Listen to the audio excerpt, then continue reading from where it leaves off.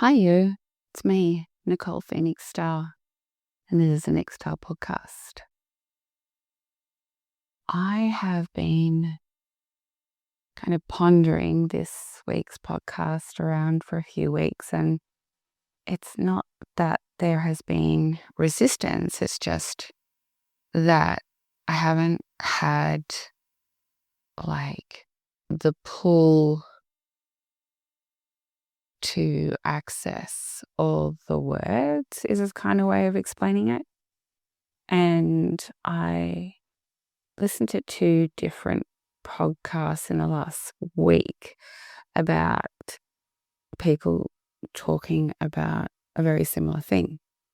And so just listening to them unpack it, I guess, probably, landed a few things of my experience.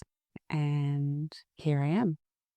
So, there's quite a lot of new people in my world now who don't know my backstory or have watched my journey. And so I'll just give a little brief outline of that and how, I had this huge calling to move to Bali in 2010, and in February of 2011 I did. It happened very, very quickly, and it was like a life of its own, and I sold everything I had, and that was quite intentional at the time. So I didn't have like a backup plan to come back to. I was just all in. And at the 11th hour, my ex-husband wanted to keep the children in Australia for a term, he said, which extended for a while, just so I could settle in, which was a huge piece for me and really unsettling, but in hindsight, of course, absolutely perfect. I went with no plan, no idea. And I kind of realized that when I was on the plane, and I asked myself, what the hell are you doing? And I kind of panicked. And again, just organically went into this surrender that there was something way bigger happening for me. And quite quickly, I found a teacher of Hinduism and submerged myself into that in a way that I could never, ever imagined. And out of that, I started running retreats, which were extraordinary experiences that were just profoundly life-changing for so many people. And, I started off just giving people an experience of what I was experiencing. And that forced me into like a leadership role. And it just cascaded into me becoming a Hindu and going through ultimately the ranks of becoming a master, an energy master, and then a monku, which is like a priest, and a priest from a monku to a priestess, and ultimately to a high priestess. And I talked on world stages of Hinduism and had a lot of one-on-one clients, especially when I had my surprise baby who's now 11. And then my eldest two children, which had been kept back in Australia, came and lived with me in Bali, and they went to international school, and I became sober and celibate and quite early on in the journey, and really found the path of Hinduism a profound form of evolution, and all the practices and all the teachings were incredibly powerful and potent and extraordinary on my journey of evolution and awakening. I'd been a seeker my whole life. Like, I remember as a very young child kind of wondering why we were here and the whole purpose of life, and not feeling very connected in my kind of regular life because, you know, I was just always asking massively huge questions, and having this affinity for sacredness and holy places and all religions. Like, I found all religions fascinating, and the whole psychology and philosophy of the human experience. And I don't know, probably over the last 5 years, when I really started studying non-duality and the full awakening process of, you know, the purpose of this life and suffering and all the illusions, is that all of those kind of constructs were, I'm not going to say falling away, but absolutely shifting. And, you know, although that I've been to the temple all the time and been in ceremony, or like so much, my practice morphed and changed, as did my offerings and my teachings. And it's fascinating, these constructs come with labels and quite often outfits and ways of being and ways of living.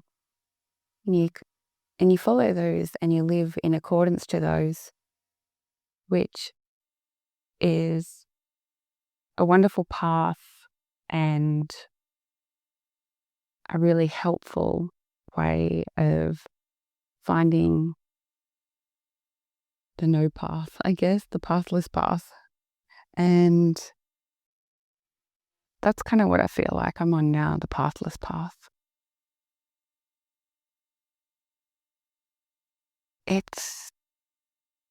This is where it gets tricky in trying to articulate it, because quite often the English language feels so inadequate trying to explain what it's like to live in an awakened realization state, and how, you know, all those things that used to really matter to you just don't anymore. It's not that you don't believe them or respect them or even revere them. It's just that perhaps the attachment to them or the sense of security or safety they bring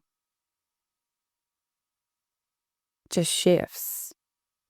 And, you know, so many people find that in all sorts of things. You know, people that were really into crystals for a long time found themselves, you know, not into crystals so much anymore, and how these bridges offer such a helpful, you know, guidance as we continue to evolve and shift and change.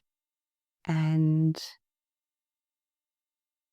you know, even like a label of spirituality seems not aligned for me anymore. And, you know, obviously in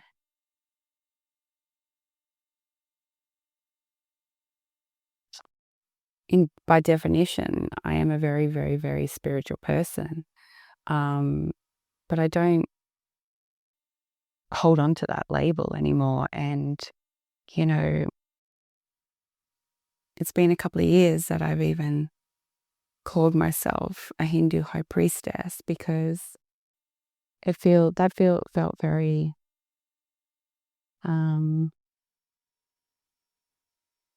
like a constraint almost, like I was boxed in, and kind of like I not outgrew it, but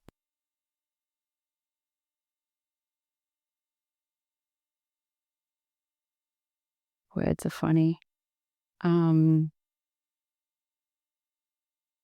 It's fascinating when you get to a place where, duality just falls away and black and white are no longer, relevant, and even good and bad, it's all part of like the cosmic tapestry of the lived experience. And I think so many people realize that things that they used to think were bad, obviously were unpleasant and a form of suffering, but the growth that comes out of it can be, beyond exponential, and there's no way you could ever learn or have the experience by having a calm, peaceful, perhaps even somewhat boring reality. And, the great quest for happiness is the greatest illusion. And it's fascinating when you do find yourself in an awakened realization state, which is full acceptance of all. And, and it doesn't mean you have to like it, but you accept that that is what is, because it is. There's no changing this moment. It is what is happening, and it is the lived experience. And being able to come from that place, it's there is this calmness in you, and there is this peacefulness in you, and it does feel like happiness, but what it actually is the absence of suffering. And, very rarely there's this one explosive, extraordinary experience that happens where you go from, living in suffering to boom, always awake in awakened realization state. I mean, it does happen, but it's very rare. And there's generally these like incremental events that happen in life, and you just become more and more aware. And one day you realize that, you're not triggered by things anymore, and you have a completely different viewpoint of behaviors. And it's not that, you're a doormat or anything like that. You just kind of move through life in a different way. And I don't know, you find there's very little self-betrayal that happens. And anytime, you may experience self-betrayal, it's because you've reestablished yourself in a form of duality, and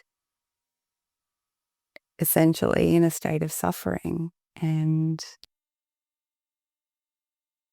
yeah, it's fascinating how, now I don't dress quite like I used to, or even do the practices that I used to, because I don't know, life just feels like a permanent meditation, and like I just wear whatever I feel like I want to in that day. Like it's just more of a intuitive pull rather than wearing what I think is appropriate for who I am. And it's, ultimately your natural state of being, and living in your natural state of being is very different to having an idea of how to live life and following that. So I caught up with someone not too long ago, and they said, "Oh, are you ever going to do retreats ever again? And are you doing like day stuff.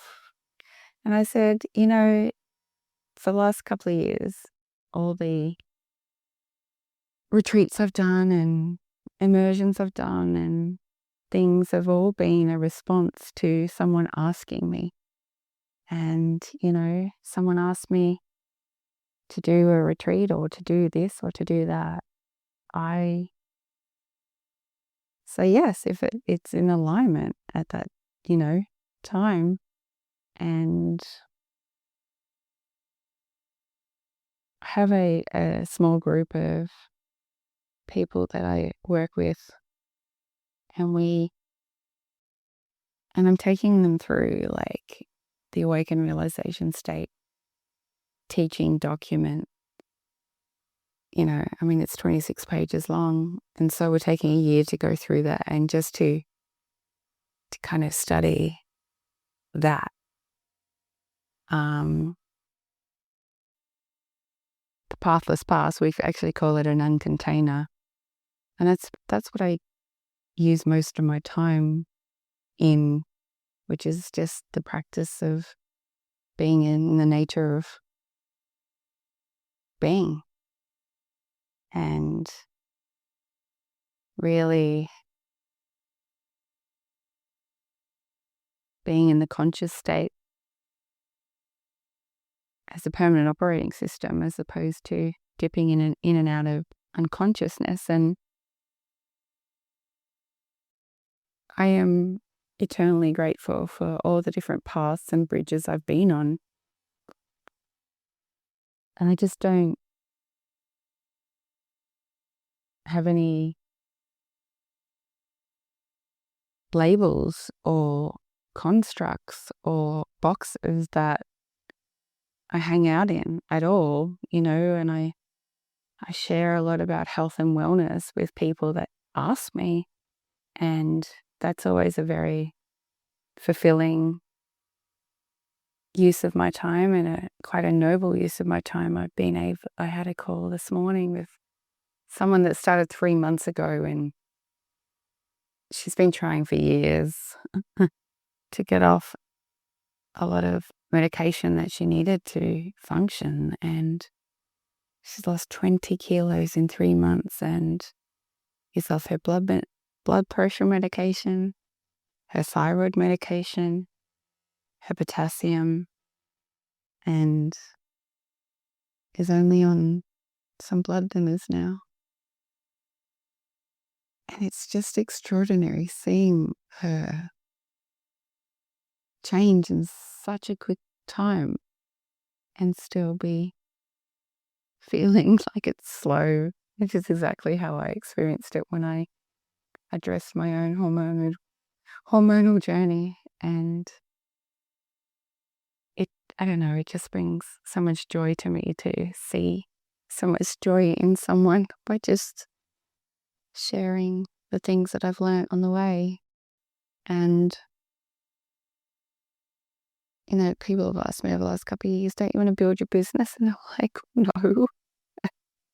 no, I don't. Like, that doesn't make any sense to me anymore. I don't know, like, everything always unfolds impeccably and it always works out. It always does. It always works out for everyone in whatever. I don't know. It's when we stop wishing things to be different and truly experience the lived experience in each moment, like, irrespective of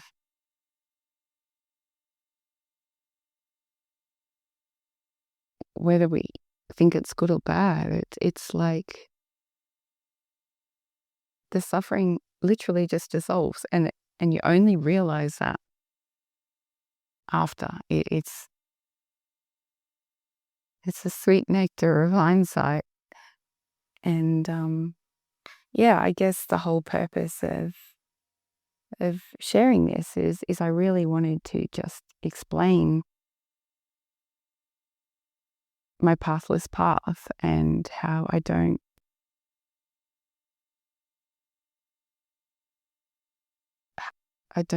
kind of align with any label or construct or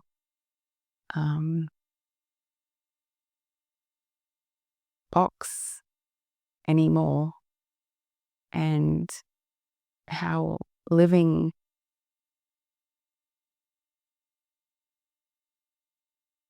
most of my time without suffering is quite difficult to articulate.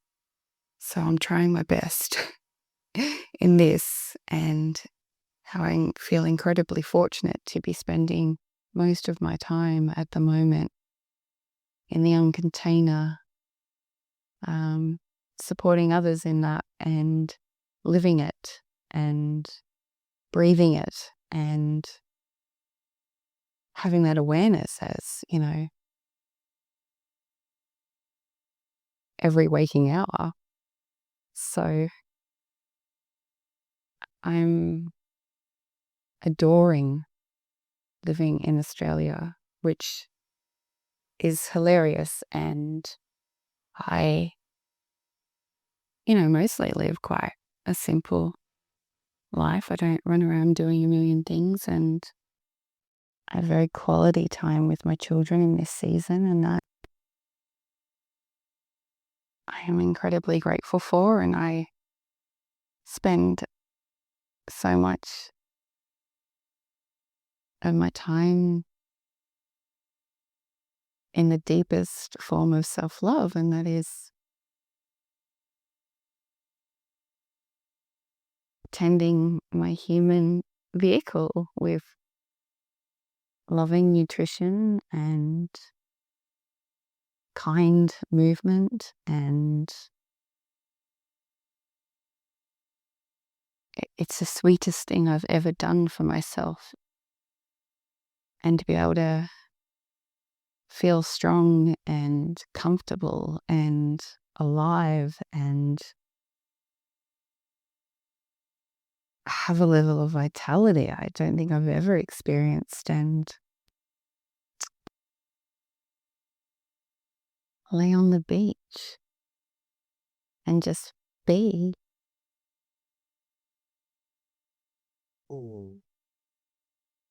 It's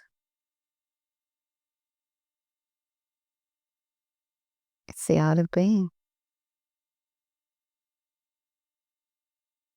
So yeah, I think that is where I might finish up. I have to go downstairs now and mow the lawn.